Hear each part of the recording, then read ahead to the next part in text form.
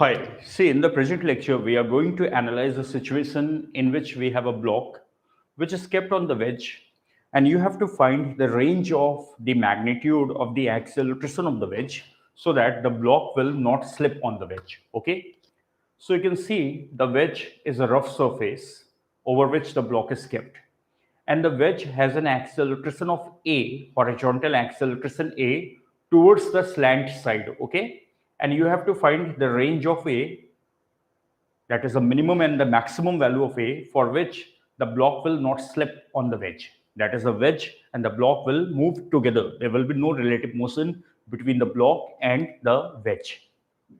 See, if you see the fundamentals of kinematics, so you can visualize the situation from two frame of reference. One is the frame of the wedge, another is the frame of ground. If you stand yourself on the frame of the wedge, and since the condition is that block will not slip on wedge, so you will see a static block. So from the frame of wedge, the block will be seen as rest, that is static. However, if you are observing from the frame of the ground, then you can see the block will have the same acceleration as the wedge because there is no relative motion between the block and the wedge. So if you are observing from the frame of the ground, both will be moving together. So the acceleration of the block will be same as that of the wedge, that is horizontal A. So it depends on you on which frame you want to apply the Newton's law. There is one major point. The wedge is an accelerating frame. So if you want to apply dynamics from the frame of wedge, you have to take its non-inertial nature into account and you have to apply pseudo force apart from the real forces. However, if you're applying from the ground frame, so ground frame is always an inertial frame, you need not to make the pseudo force. So personally, I am solving the problem from the frame of the wedge. And as I told you, from the frame of wedge, the block will be seen static. So let me make the FBD of the block as seen from the frame of wedge. Now see, when you see from the frame of wedge, as I told you, the block will be seen static. Okay, the block will be seen static. That is A, the acceleration of the block will be 0. Writing A of block will be 0. Now, what will be the forces acting on the block? First of all, let's see whether the frictional force will act or it will not act. Just the surface is rough will not make it that a friction will necessarily act. Apart from being a rough surface, there must be relative motion or tendency of relative motion for the friction to act. So being a rough surface is a necessary condition, but not the sufficient condition. Even if the surface is rough and there is no relative motion or tendency of relative motion, then no frictional force will act. So the rule is that while finding the direction of the frictional force, at the very first place, ignore the frictional force and make rest of the forces. After making rest of the forces, see where will be the tendency of relative motion. If there will be a tendency of relative motion, then the frictional force will act, which will oppose the direction of tendency of relative motion. So for the time being, I'm making all other forces except the frictional force. So one force will be mg, which will act vertically downward. Another will be the normal reaction exerted by the incline or wedge on the block. Now you also have to make a pseudo force because the wedge is a non-inertial frame, and since the wedge is accelerating right side towards the slant side, so pseudo will act opposite. So your pseudo force will act like this. That is your m multiplied by a. Okay. Now say I'm taking two axes. One axis I'm taking along the inclined plane. Another axis I'm taking perpendicular to the inclined plane. Okay. So we know the basics. If this is theta, this will be 90 minus theta, this will be theta. So mg will have a component on this axis as mg cos theta, and this will be what? Mg sine theta. And if this angle is theta, this will also be theta, being the corresponding angle. So MA, because MA is also acting as a force in this case, so MA will have a component MA cos theta, and this will be what? MA sine theta. Okay. So suppose this I'm taking as the y-axis, and down the incline I'm taking as the x-axis.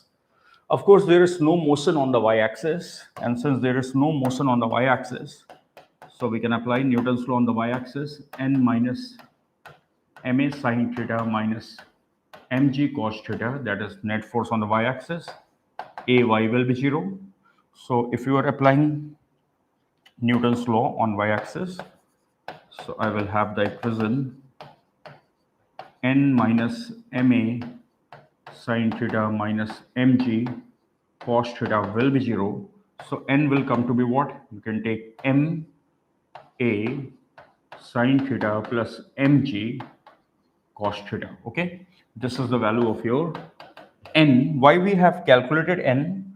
Because it will be needed. It will be needed in the subsequent step. Okay, when we'll be finding the limiting frictional force. So this is the value of n. Now the next point is whether there will be a tendency of relative motion or not. Whether there will be a tendency of relative motion or not along the inclined surface. Now we have to check out whether there will be a tendency of relative motion or not along the inclined surface.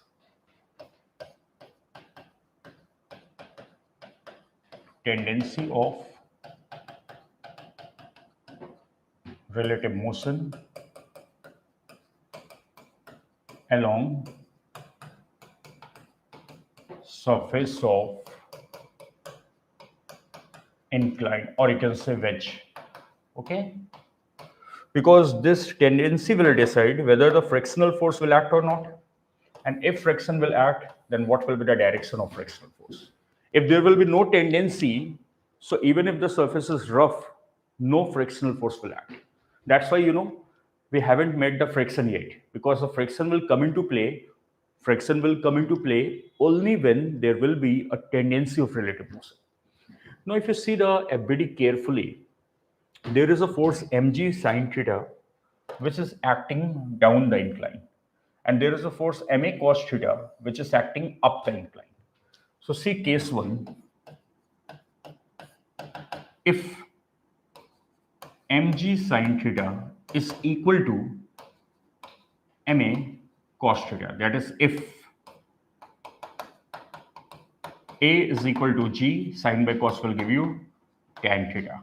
So if a has a value of g tan theta, so both the forces will balance each other. This is a particular value of a, that is a particular choice of a for which the downward force, the wedge is balancing the upward force. In this case, there will not be any tendency of relative motion. In this case, there is no tendency of relative motion, right? No tendency of relative motion. And if there is no tendency of relative motion, so in this case, the frictional force will be 0. Okay, so when you have this value of a, no frictional force will act on the block. That is your case 1. Now let's see the second case. Case 2, if mg sine theta is greater than ma cos theta, that is if a is less than g tan theta. This is your second case. Okay, if your value of a is less than g tan theta. So in this case, you can see mg sine theta is greater than ma cos theta.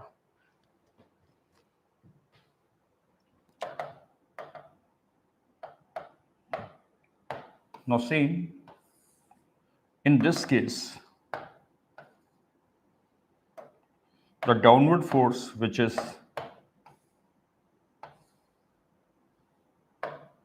mg sine theta, this is exceeding the upward force, that is ma cos theta. And since this force is exceeding, so this will give you the direction of tendency of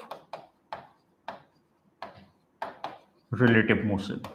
And if this will be the direction of the tendency of relative motion, what will be the direction? No, naturally friction will act, because if A is less than g tan theta, which is the consequence when mg sin theta is greater than ma cos theta, then frictional force will act where it will act up the incline, because there is a direction of relative motion is down the incline.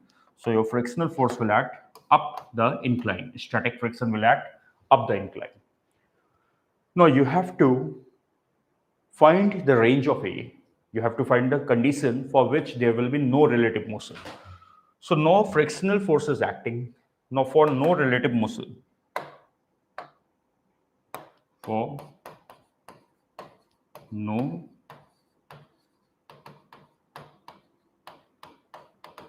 relative motion, you can apply the condition that the driving force must be less than your limiting frictional force. So what is the force acting down the incline? mg sin theta.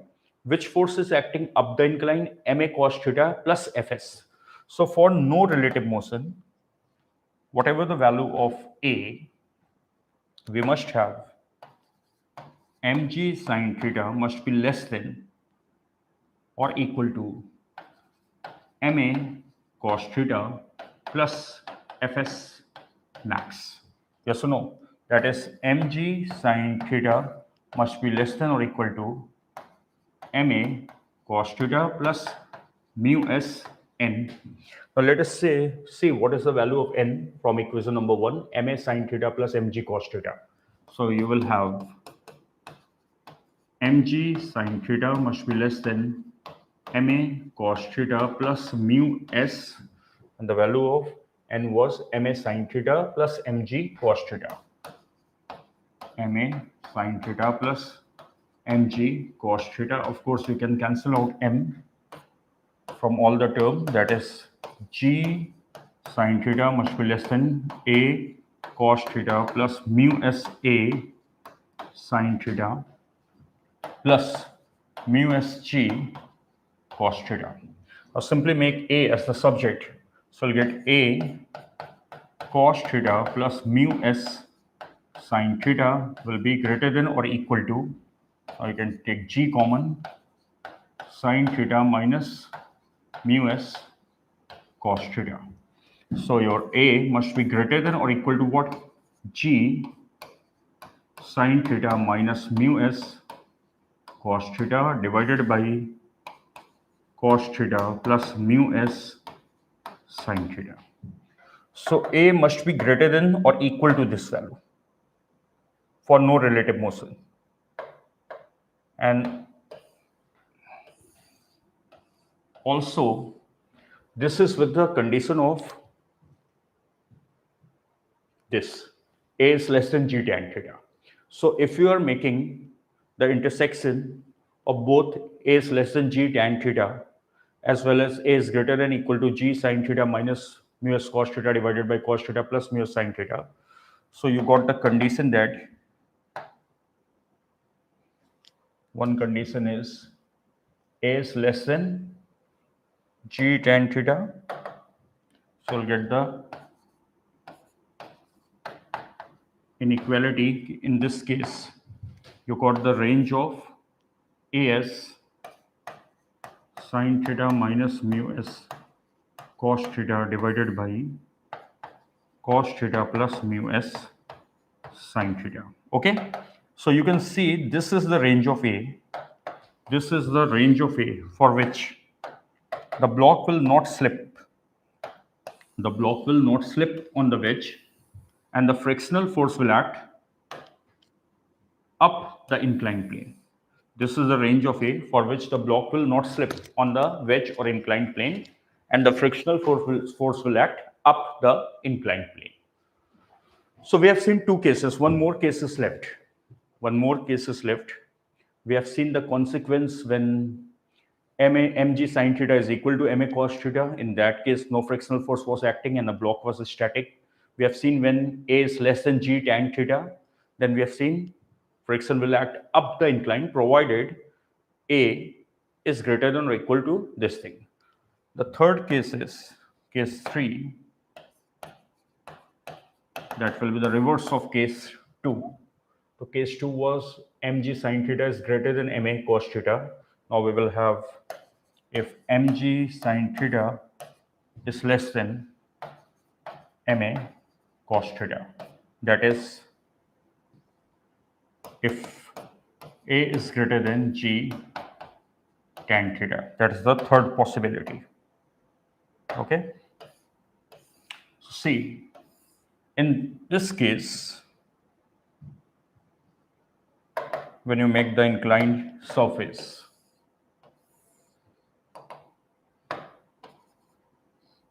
now your mg sin theta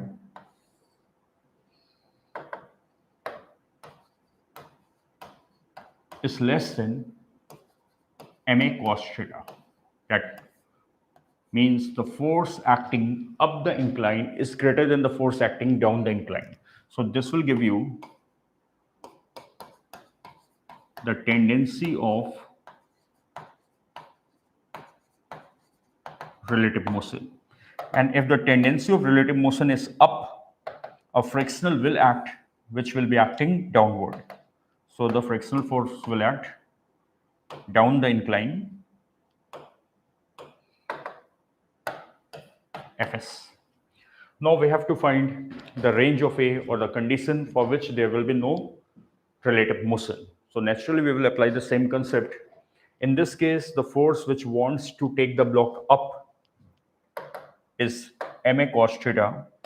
So if you want to say for no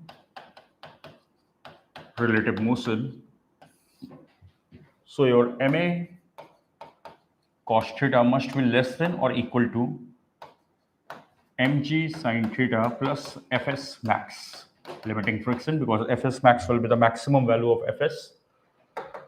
So we will have what?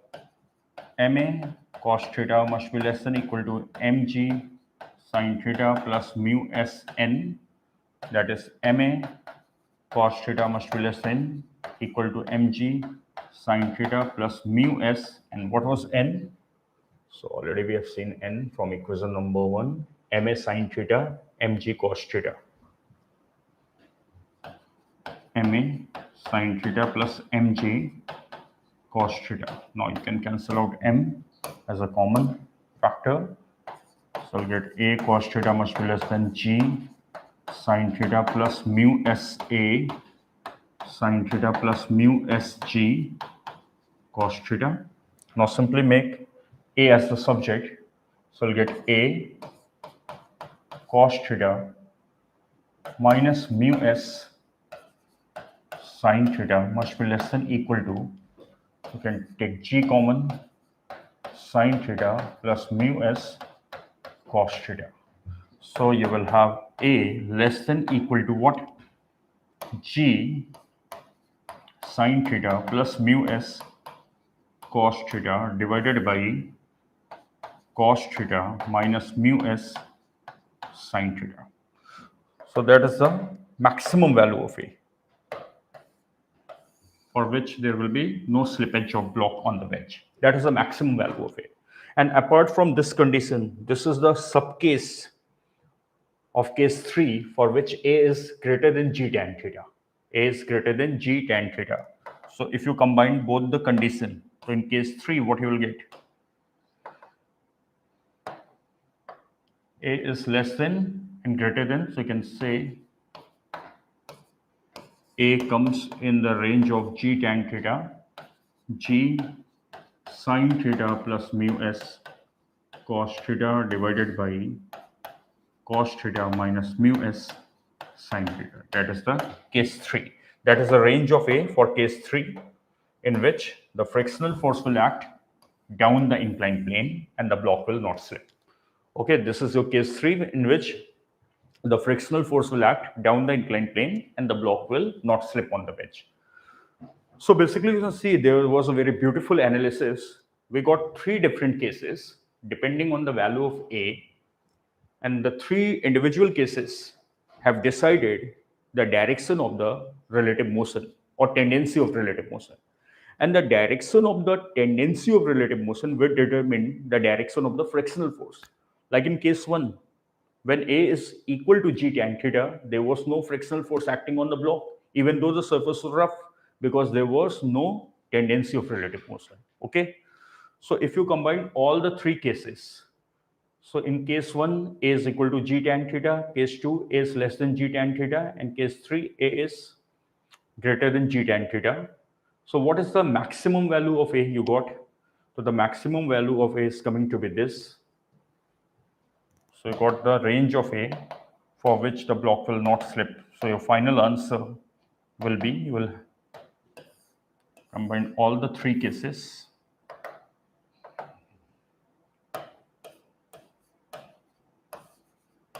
So the block will not slip if A will be in the range. We have to write. So the maximum value of A is g sine theta plus mu s cos theta divided by cos theta minus mu s sine theta. And the minimum value of A, possible A, is what?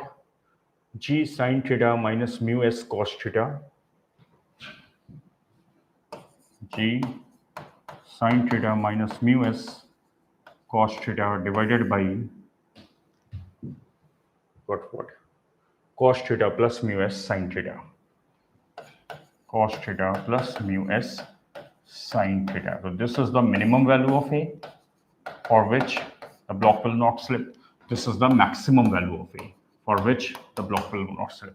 So basically you are getting a range of A. Can you see? You are getting a range of A for which there will be no slippage. For which there will be no slippage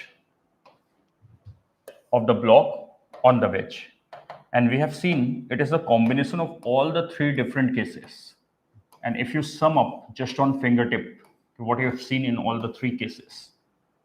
So we have seen if A was between, say, g tan theta, this is the value of A as g tan theta. In this case, no frictional force will act on the block.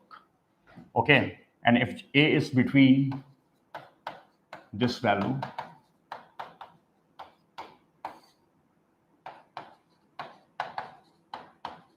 say A max, what?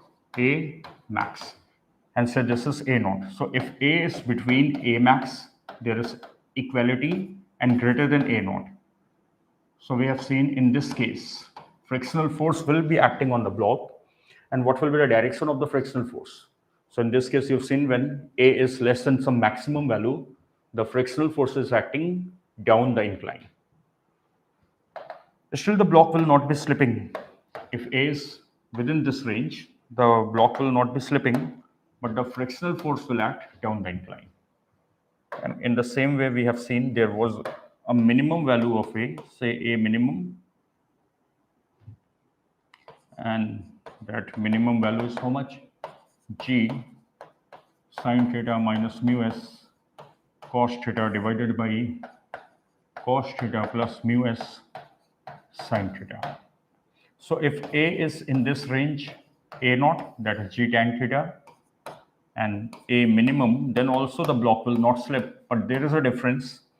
In this case, there is also a tendency of relative motion downward, so friction will act upward. So you can see in this range of A, between the minimum and the maximum value, the frictional is changing the direction.